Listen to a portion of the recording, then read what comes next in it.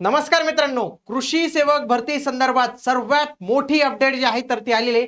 याच्या संदर्भातला नवीन जी आर प्रसिद्ध झालेला आहे।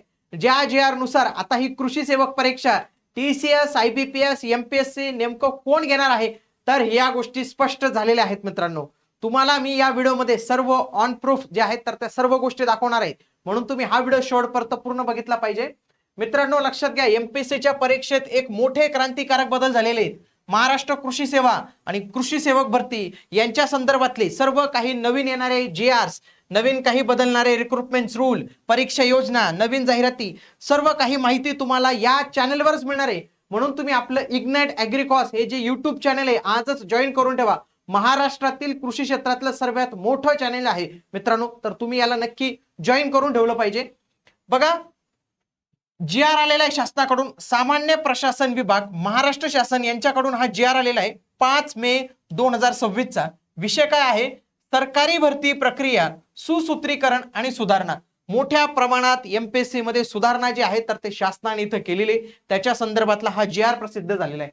बघा, मागील वर्षापासून आपण तयारी करतोय, म्हणजे मागच्या वर्षी येणं अपेक्षित होतं 2025 मध्येच, परंतु याआधी 2023 मध्ये आपले कृषी सेवक या पदाची जाहिरात जी आहे तर ती आलेली होती, विभाग निहाय आलेली होती, आणि त्यावेळी ती परीक्षा IBPS या कंपनीने घेतलेली होती।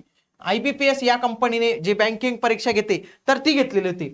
आता आपण ट्राय करतच होतो मित्रांनो की नेमकी परीक्षा यावी, त्याच्यासाठी प्रयत्न करतच होतो, परंतु ही परीक्षा कोण घेणार याच्या संदर्भातला मुद्दा होता। आणि शासनाने ऑलरेडी जो आहे तर तो खूप सारे बदल केलेले होते। शासनाने सांगितलेलं होतं की गट ब अराजपत्रित आणि गट क हे याच्याकडे द्यायचे, MPSC कडे द्यायचे, आणि आपली ग्रुप सी ची पोस्ट आहे मग ही देखील MPSC कडे जाईल का, तर याच्या संदर्भातला GR आलेला मित्रांनो। आणि तुमच्यासाठी एक चांगली बातमी आहे की आता ही परीक्षा MPSC घेणार आहे। MPSC घेतल्यामुळे ही परीक्षा अत्यंत पारदर्शक पद्धतीने जी आहे तर ती होणार आहे मित्रांनो। बघा, 45 नंबरला पद आलेले आहे सहाय्यक कृषी अधिकारी। बघा, 155 नंबरच्या पेजवर तुम्हाला पाहायला मिळतं। वाटल्यास मी तुम्हाला डायरेक्ट हे GR जर ओपन केला आपण, तर या GR मध्येच तुम्हाला या सगळ्या गोष्टी पाहायला मिळतील। ओके, बघा 55 नंबरचं पद, 55 कुठे गेलं? हा, इथं आपलं हे पद। ओके,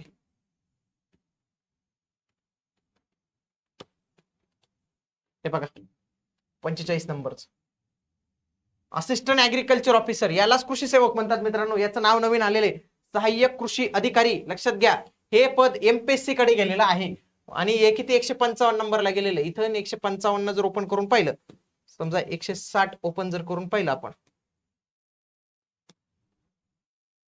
तर हे जलसंपदा विभाग किती 153।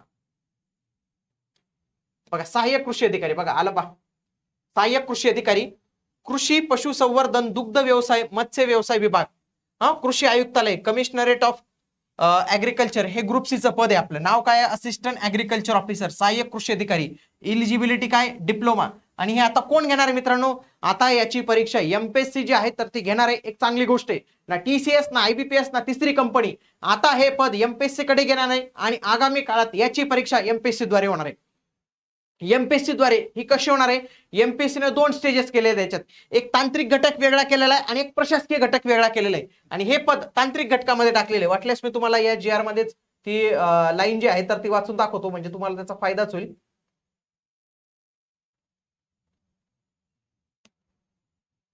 बघा, हा, सरकारने काय सांगितलेले बघा, गट ब अराजपत्रित आणि गट क या संवर्गाचे जे कामकाज आहे प्रशासकीय आणि तांत्रिक स्वरूपाचे, तर 2 बदल केलेले आहेत। प्रशासकीय स्वरूपाचे 252 संवर्गाचे 17 गट केलेले आहेत, आणि याचे 221 संवर्गाचे 29 गट आपल्याला घ्यायला मिळतात। हे का केलेले? ही टेक्निकल पोस्ट आहे आपली, ही जी सहाय्यक कृषी अधिकारी ही जी पोस्ट आहे ही टेक्निकल मध्ये त्यांनी टाकलेली आहे, म्हणून त्याच्या संदर्भात भविष्यात जी काही परीक्षा होईल तर महाराष्ट्र टेक्निकल सर्व्हिसेस नावाने परीक्षा होईल, आणि त्याच्यामध्ये आपली सहाय्यक कृषी अधिकारी म्हणजेच कृषी सेवक ही परीक्षा होणार आहे। आता मित्रांनो, पुढच्या व्हिडिओमध्ये मी तुमच्यासाठी जे आहे तर ती एक महत्त्वपूर्ण माहिती जी आहे तर ती घेऊन येणार आहे।